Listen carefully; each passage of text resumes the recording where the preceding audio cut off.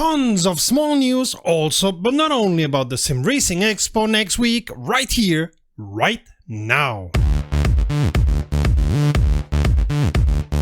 This video is dedicated to the memory of Ukrainian journalist Victoria Roshnia, who died while imprisoned by the Russian invaders of Ukraine, and my apologies if I pronounced the name wrong. Greetings Romy, you're watching Rom, the channel sharing the joy of sim racing and a regular news roundup, our weekly sim racing news. Thanks to all those who come here often, especially those who subscribe, and even more, our patrons. My name is Serta and I will be your host for this video. Well, this time next week I'll be sitting in a train back home from the Sim Racing Expo, probably already cutting some of the videos you're going to see during the weeks following the Expo, as we have a full dance card and lots of interesting new companies we're going to visit, as, of course, some of the ones we've known for quite some time. And of course we're going to meet old friends, make new ones and say hi to each and everyone. So if you see three guys running around with cameras and looking as if they are kids in a candy store, it's quite possibly it's going to be us. Don't be afraid to say hi, and please excuse if we look a little bit frayed.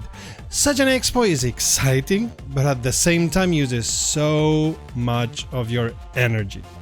Needless to say, no news video next week, but we are going to be bringing out tons of content, so for sure you'd better subscribe. And if you want to support us further, travel ain't cheap, we'd love you to become a patron. News about the Expo and beyond, let's get to it.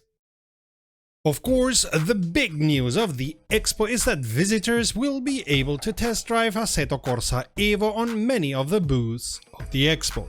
There goes Tom's question, where are all the software companies he posited in the podcast? See the link up there. We plan, of course, to test it and give you first impressions as well, and as soon as we can. Specifically, you will be able to test drive Evo at the booths of Case King, Cooler Master, Fanatec, Hyundai N, Logitech, RSeed and SimoCube. Keeping with SimoCube, this week they announced the introduction of the Active Pedal Pro, which will bring many of the features of the already existing Active Pedals, now called Active Pedal Ultimate, but will be more affordable, which, considering the price of the Active Pedals Ultimate, is a good idea. You can buy the Active Pedal Pro in different configurations, with or without a base plate, only the Active Pedal Pro, or together with a non-active pedal throttle, and so on.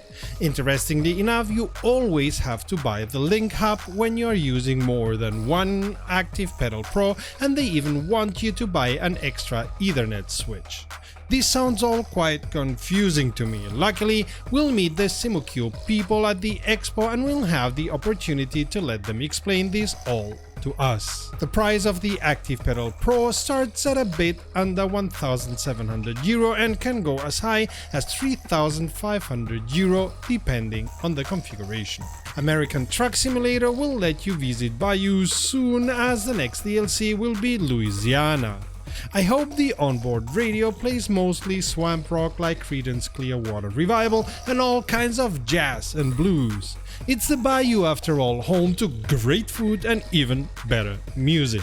Of course, you will be able to drive to and through New Orleans and Baton Rouge, transport tons of cargo types and enjoy the views of the Pelican State. No date has been given for the release of the DLC, but you can already wishlist it. See the link in the description of this video. Man, I would have loved to be in the fact-finding expedition SCS most assuredly made. Le Mans Ultimate had the tiniest of updates, just one sentence telling us that they fixed a stutter happening every 60 seconds. On the other hand, the sentence may be tiny, the way to find and fix the issue may have been long. Been there, done that. Thrustmaster is bringing a new type of DD wheel into the market, which looks quite compact. It delivers 5 Nm DD force feedback, which is not much, but I hear many swear by these low torque bases as they deliver DD feeling without the pilot having to fight the wheel.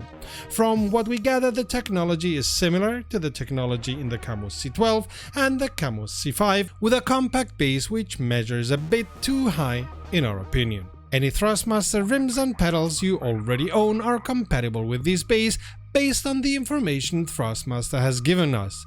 The wheels, of course, have to be able to use the quick-release Thrustmaster introduced with the 818. With a price tag of €500, £450 and a whopping $690, we're not sure who this wheel is for, but we'll be sure to ask the Thrustmaster team at the Sim Racing Expo.